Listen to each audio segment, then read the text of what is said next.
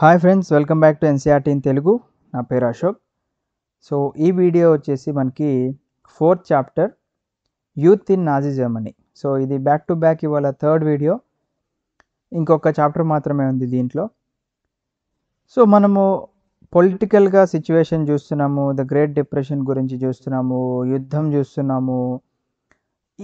ఇలాంటి పరిస్థితుల్లో మరి పిల్లల పరిస్థితి, అంటే చిల్డ్రన్ పరిస్థితి అండ్ అలాగే యూత్ పరిస్థితి ఏ విధంగా ఉందో మనకి ఈ చాప్టర్ ద్వారా ఎక్స్ప్లెయిన్ చేయడం జరుగుతుంది. ఎందుకంటే చిల్డ్రన్ అండ్ యూత్ ఇద్దరు చాలా ఇంపార్టెంట్ ఒక కంట్రీకి. ఎందుకంటే they are the resource of their country. ఎందుకంటే ఫ్యూచర్ అంతా వాళ్ళ మీదే డిపెండ్ అయి ఉంది కాబట్టి వాళ్ళ పరిస్థితి ఏ విధంగా ఉందో ఒకసారి చూద్దాము.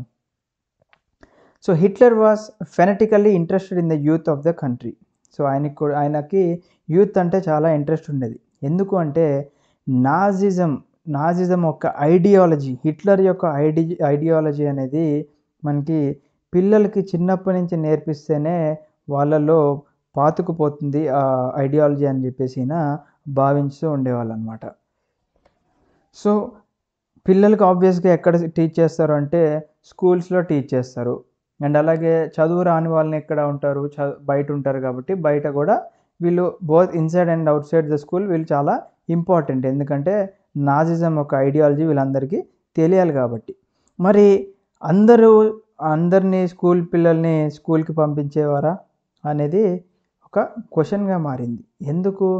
మరి ఇందాక జ్యూస్ గురించి చూసాం ప్రీవియస్ చాప్టర్లో, వాళ్ళని ఏ విధంగా చిత్రహింసలు పెట్టి చంపేశారో. సో మరి వాళ్ళకి ఏమైనా ఇంపాక్ట్ అయిందో లేదో ఒకసారి చూద్దాం. So what happened in the schools under Nazism? All the schools were cleansed and purified. అంటే దీని అర్థం ఏంటి అంటే, ఎవరైతే జ్యూస్ టీచర్ అంటే టీచింగ్ చేసేవాళ్ళు జ్యూస్ ఉన్నారో, అదేవిధంగా పొలిటికల్గా అన్రిలయబుల్ అంటే పొలిటికల్గా వాళ్ళు నమ్మడానికి వీలు లేదు అనుకునే వాళ్ళు ఉన్నారు చూసారా, వీళ్ళందరినీ డిస్మిస్ చేయడం జరిగిందనమాట. అంటే స్కూల్స్ నుంచి తరిమి వేయడం జరిగింది.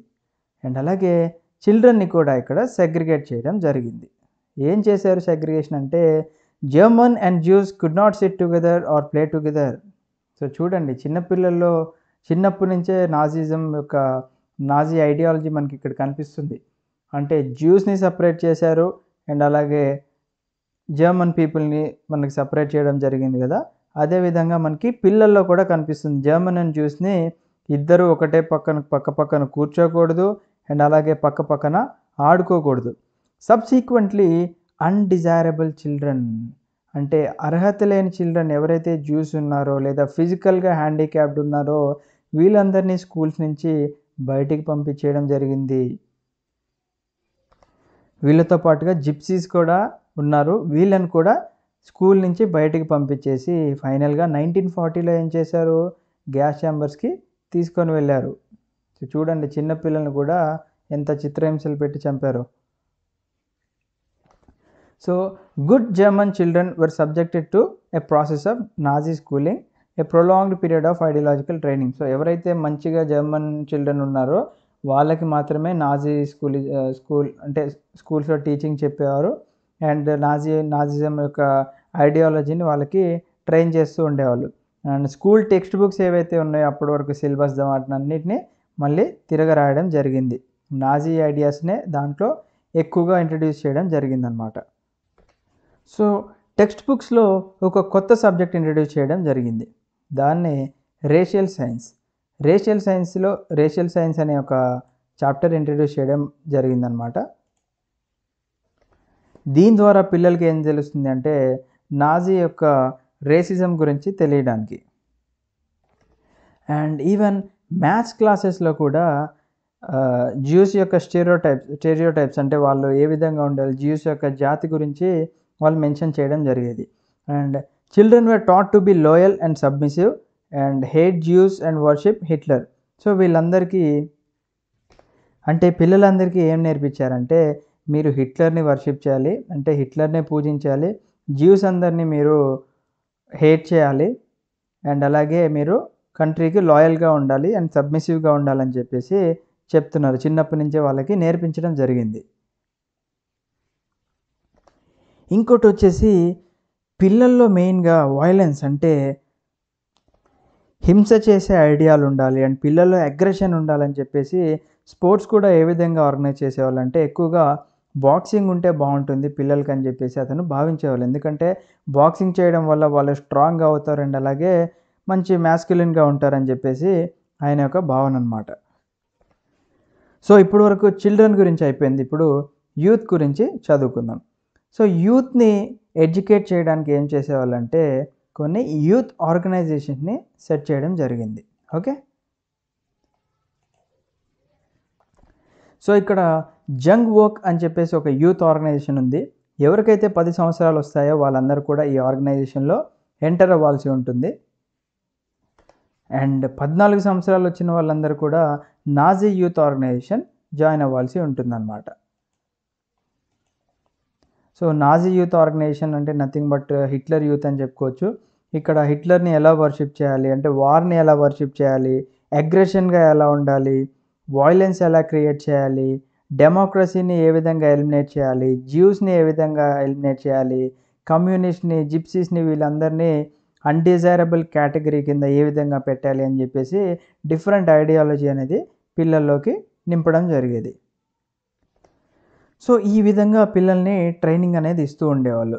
అండ్ ఇంకొకటి ఏంటంటే వాళ్ళకి 18 సంవత్సరాలు వచ్చేసరికి వాళ్ళలో ఈ ఐడియాస్ ఇవన్నీ కూడా నిండిపోయి ఉంటాయి.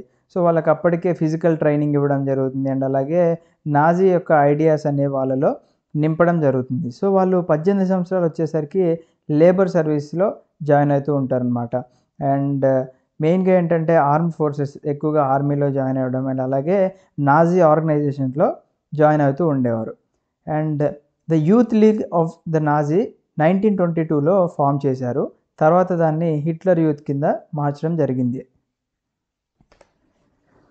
సో హిట్లర్ యూత్ ఒక్కటే యాక్టివ్‌గా ఉండేదన్నమాట. మిగతా ఏవైతే యూత్ ఆర్గనైజేషన్స్ ఇవన్నీ ఉన్నాయో వాటన్నిటిని చిన్న చిన్నగా బ్యాన్ చేయడం స్టార్ట్ చేశారు.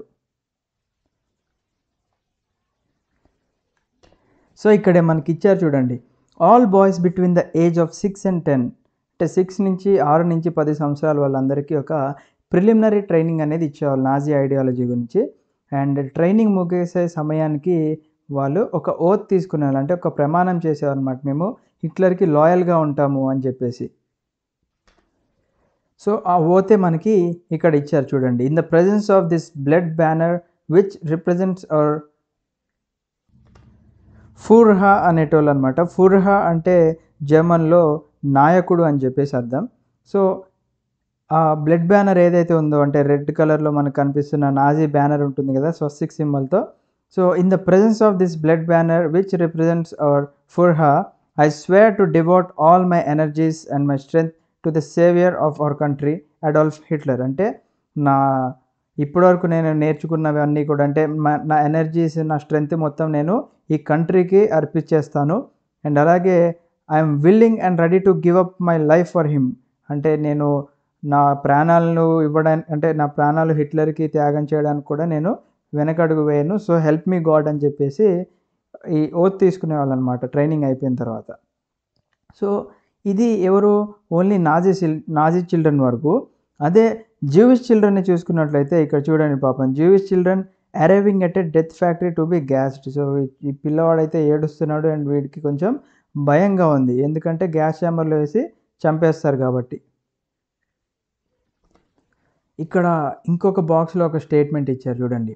Robert Ley the head of German Labour Front యొక్క హెడ్ ఎవరైతే ఉన్నారో రాబర్ట్ లే అతను ఏం చెప్తున్నారంటే we start when the child is 3 years old. So ఇక్కడ కూడా మనకు చూడండి చిన్న పిల్లగాడు ఉన్నాడు ఇక్కడ.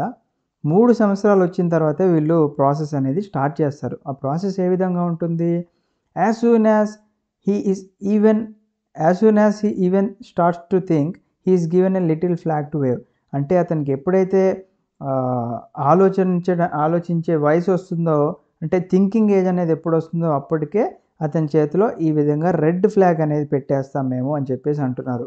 అండ్ దాని తర్వాత మనం ఇందాక చూసిన స్కూలింగ్, దాని తర్వాత హిట్లర్ యూత్‌లో జాయిన్ అవ్వడం, తర్వాత మిలిటరీ సర్వీసెస్‌లో కూడా జాయిన్ అయ్యేవాళ్ళు. But when all this is over we don't let anyone go. ఇది మొత్తం అయిపోయినా కానీ మేము ఎవరిని వదిలిపెట్టమంటున్నారు.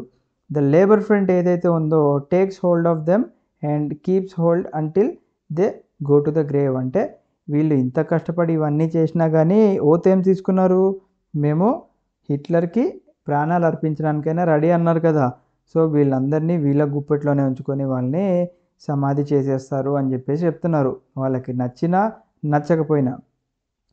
Next, desirable children that Hitler wanted to see multiplied. So వీళ్ళు కంట్రీలో నివసించడానికి అర్హత చెందిన పిల్లలు మనకి ఇక్కడ లెఫ్ట్ సైడ్ ఇమేజ్లో కనిపిస్తుంది, ఫిగర్ 25లో. అండ్ రైట్ సైడ్ ఇమేజ్ ఏం కనిపిస్తుంది, a German blooded infant with his mother being brought from occupied Europe to annexed Poland for settlement. So the next topic ఏంటంటే ఇక్కడ the Nazi cult of motherhood. So Hitler యొక్క ఐడియాలజీలో one of the ideology అంటే అతని ideas ఏంటి అంటే Hitler did not believe in the equality of men and women. అంటే మగవారు ఆడవారు సమానం కాదు అని చెప్పేసి హిట్లర్ భావిస్తూ ఉండేవాళ్ళు. సో అంతకుముందు మనము డెమోక్రటిక్ గవర్నమెంట్ ఉన్నప్పుడు ఏంటి అంటే ఈక్వాలిటీ అనేది కనిపించేది. సో హిట్లర్ ఏం భావించేవాళ్ళు, హీ ఆల్వేస్ థాట్ దట్ ఈ జెండర్ ఈక్వాలిటీ అనే ఐడియా డెమోక్రసీ నుంచి వచ్చింది కాబట్టి మనము ఆ సొసైటీని డిస్ట్రాయ్ చేయాలి, ఎందుకంటే మనము డిక్టేటర్షిప్లో ఉన్నాం కాబట్టి డెమోక్రటికల్ ఐడియాస్ అన్నీ నాకు నచ్చవు అని చెప్పేసి హిట్లర్ చెప్తూ ఉండేవాళ్ళు. అండ్ ఇంకొకటి ఏం భావించేవాళ్ళంటే మెన్కి విమెన్కి అంటే మగవారికి ఆడవారికి డిఫరెంట్ రెస్పాన్సిబిలిటీస్ ఉండేవి మన డైలీ లైఫ్లో. అండ్ మన సొసైటీలో చూసుకున్నా కానీ వాళ్ళందరికీ డిఫరెంట్ రెస్పాన్సిబిలిటీస్ ఉన్నాయి అని చెప్పేసి హిట్లర్ భావిస్తూ ఉండేవారు. దీంట్లో భాగంగానే మనకి చూడొచ్చు, మనకి హిట్లర్ యొక్క ఆర్మీలో ఆడవారు ఉండేవారు కాదు. ఎందుకు అంటే నాజీ జర్మనీ బాయ్స్ ఎవరైతే అంటే జ్యూస్ని, జిప్సీస్ని అండ్ అలాగే బ్లాక్ పీపుల్ని పక్కన పెట్టేసి ఎవరైతే pure blooded Nazi German boys ఉంటారో వీళ్ళందరినీ అగ్రెసివ్గా ఉండాలి, మ్యాస్కులిన్గా ఉంటే మనం మంచి బాడీ ఉండాలి, మనం అగ్రెసివ్గా ఉండాలని అలాగే స్టీల్ హార్టెడ్గా ఉండాలి మనం అని చెప్పేసి హిట్లర్ భావిస్తూ ఉండేవాళ్ళు అనమాట. అంటే మగవాళ్ళు అన్నాక ఈ విధంగా ఉండాలి. అండ్ ఆడవాళ్ళకి ఏం చెప్పేవాళ్ళు, మీరు చాలా మంచి మదర్స్ లాగా ఉండాలంటే మీరు మంచి తల్లుల్లాగా ఉండి మీరు ప్యూర్ బ్లడెడ్ ఆరియన్ చిల్డ్రన్ని కనాలి మీరు అని చెప్పేసి చెప్పేవాళ్ళు. అంటే మీరు జ్యూవిష్ పీపుల్ని మ్యారీ చేసుకోవద్దు, వాళ్ళ జోలికి వెళ్ళొద్దు, ఓన్లీ జర్మన్స్నే మ్యారీ చేసుకొని జర్మన్స్ ప్యూర్గా ఆరియన్ బ్లడ్డే నాకు కావాలి అని చెప్పేసి చెప్పడం జరిగిందనమాట. ఎందుకు అంటే మన ఆరియన్ జాతికి ఒక ప్యూరిటీ అనేది ఉంది, ఆ ప్యూరిటీని మీరు మెయింటైన్ చేయాలి అని చెప్పేసి చెప్పారు. నెక్స్ట్ ఏం చెప్తున్నారు, మీకు రెస్పాన్సిబిలిటీస్ ఇందాక చెప్పుకున్నాం కదా, ఒక్కొక్కరికి ఒక్కొక్క రెస్పాన్సిబిలిటీస్ ఉన్నాయి కాబట్టి మీరు ఇంటికి వెళ్ళి అంటే మీరు ఇంట్లోనే ఉండి పిల్లల్ని పెంచేటప్పుడే మీరు చిన్నప్పటి నుంచే నాజీ ఐడియాలజీస్ అనేది ఆ పిల్లల్లోకి ఎలాగైనా తీసుకురావాలని చెప్పేసి చెప్పారనమాట.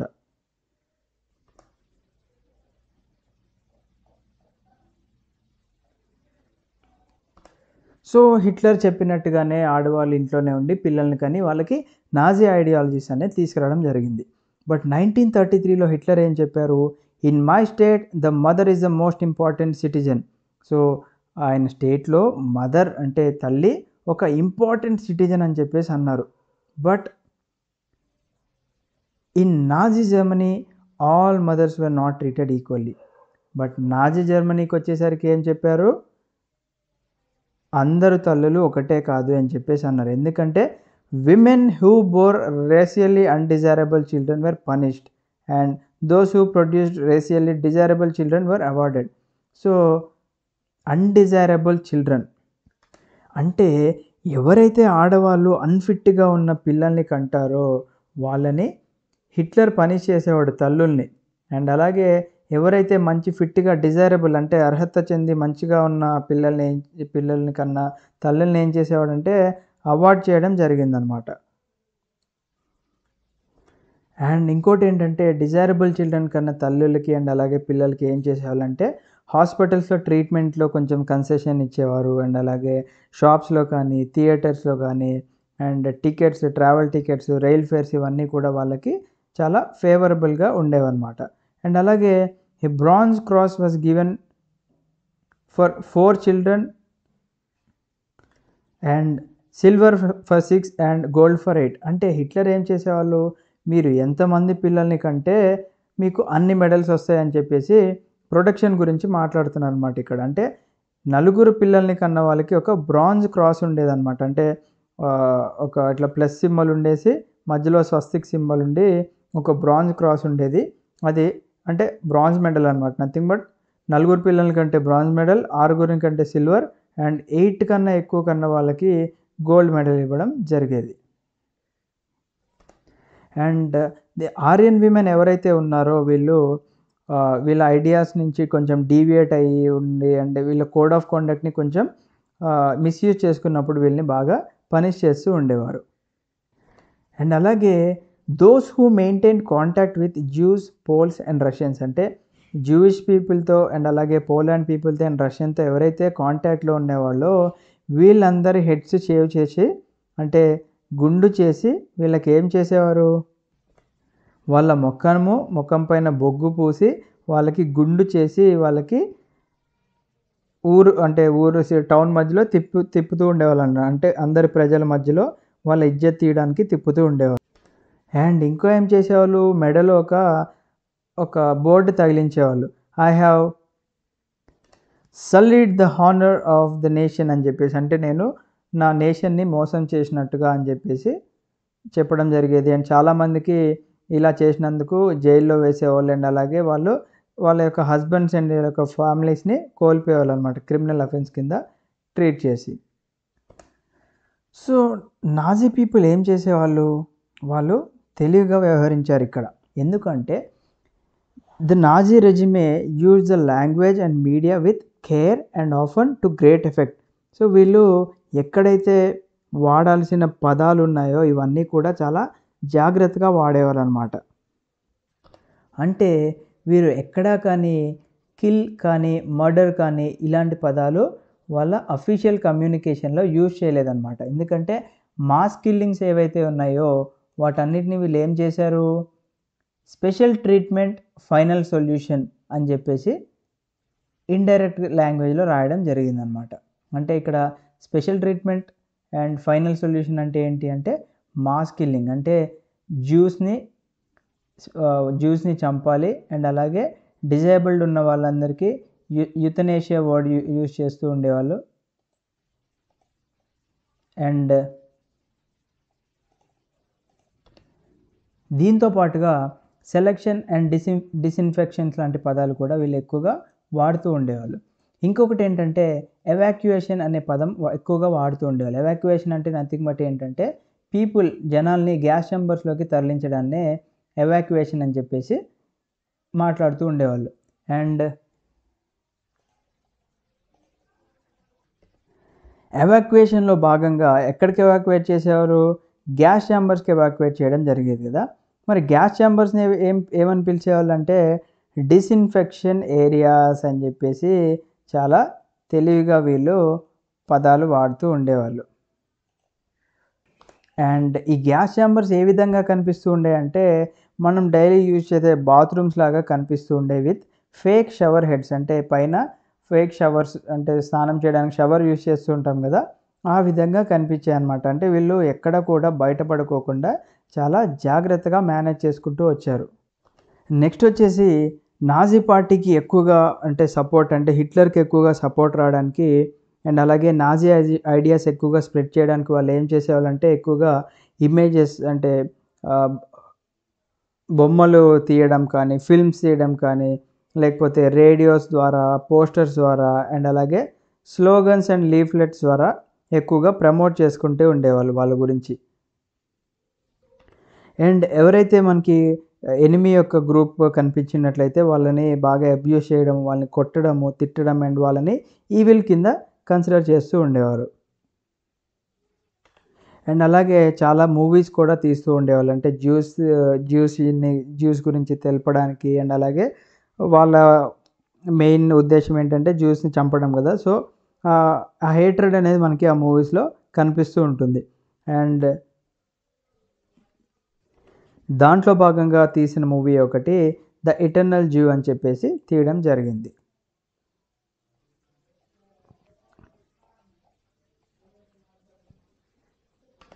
అండ్ ఇక్కడ 8 సెప్టెంబర్ 1934లో హిట్లర్ ఏం చెప్పారంటే మెన్ అండ్ విమెన్ ఇద్దరు చాలా సపరేట్. ఎందుకంటే మెన్ బ్యాటిల్ ఫీల్డ్‌లో ఉంటారు. అండ్ విమెన్ ఇంట్లో ఉండి ఆమె సెల్ఫ్ సాక్రిఫైస్ చేస్తుంది. ఎందుకంటే ప్రతి ఒక్క పిల్లవాడు పుట్టడం అంటే అదొక బ్యాటిలే అని చెప్పేసి ఆయన చెప్పడం జరిగింది.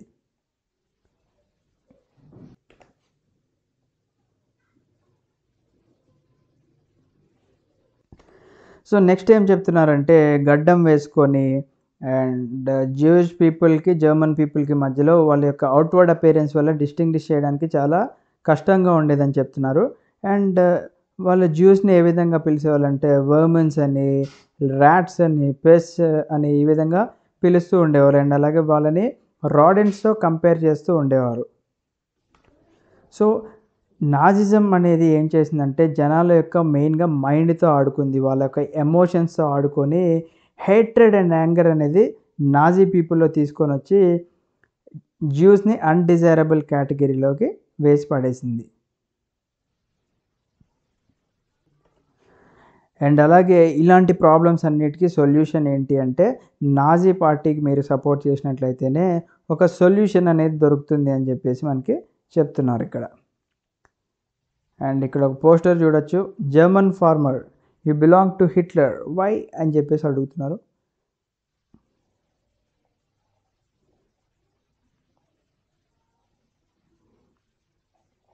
అండ్ ఇక్కడ ఒక పోస్టర్ చూడొచ్చు. A Nazi party poster of 1920స్‌లో it asks workers to vote for Hitler the front line soldier. So, హిట్లర్‌కి ఓట్ చేయండి అని చెప్పేసి ఇక్కడ ఒక పోస్టర్‌లో కనిపించడం జరుగుతుంది. అండ్ దీని ప్రకారం ఏంటంటే మెయిన్‌గా హిట్లర్ ప్రమోట్ చేస్తున్నారు. మీరు నాకే ఓట్ చేయాలి అని చెప్పేసి ప్రమోషన్ అనేది ఇక్కడ కనిపిస్తుంది. సో, దాంతో పాటుగా ఇక్కడ కొన్ని ఇంపార్టెంట్ డేట్స్ ఇచ్చారు చూద్దాము. ఆగస్ట్ 1, 1914 ఎప్పుడైతే ఫస్ట్ వరల్డ్ వార్ బిగిన్ అయింది అంటే మనకి ఫ్రాన్స్ ఫెర్డినాండ్‌ని ఎప్పుడైతే అసాసినేషన్ చేశారో అప్పుడు వరల్డ్ వార్ 1 బిగిన్ అయింది. అండ్ 1918కి వార్ అనేది ఎండ్ అయిపోయింది. తర్వాత మనకి వైమర్ రిపబ్లిక్ ఫామ్ అయింది. అండ్ ట్రీటీ ఆఫ్ వర్సైల్ సైన్ చేసుకున్నారు. 1933లో హిట్లర్ జర్మన్ యొక్క ఛాన్సలర్ అయ్యారు. 1939లో పోలాండ్‌ని ఇన్వైట్ చేశారు. వరల్డ్ వార్ 2 స్టార్ట్ చేశారు. 1941లో యూఎస్ఎస్ఆర్‌ని ఇన్వైట్ చేయడం జరిగింది. అండ్ అదే 1941లో మనకి జ్యూస్ యొక్క మాస్ మర్డర్ కూడా స్టార్ట్ అయింది. అండ్ అదే 1941 డిసెంబర్ 8న యునైటెడ్ స్టేట్స్ వరల్డ్ వార్ 2లో అడుగుపెట్టింది. ఎందుకంటే మనకి జపాన్ వాళ్ళు పర్ల్ హార్బర్ మీద అటాక్ చేయడం జరిగిందని. అండ్ 1945లో Soviet troops liberate Auschwitz and 1945కి allied victory in Europe. So, allies ఫైనల్‌గా విన్ అయ్యారు.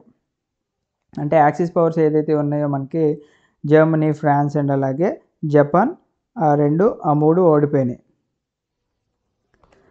జర్మనీ, ఇటలీ అండ్ జపాన్ ఈ 3 యాక్సిస్ పవర్స్ ఓడిపోవడం జరిగింది మనకి. So, that's it friend. దీంతో మనకి చాప్టర్ 4 అయిపోయింది. అండ్ చాప్టర్ 5 కూడా చాలా చిన్న చాప్టర్. అది కూడా ఇవాళే కంప్లీట్ చేసుకుందాం. Thank you. జై హింద్.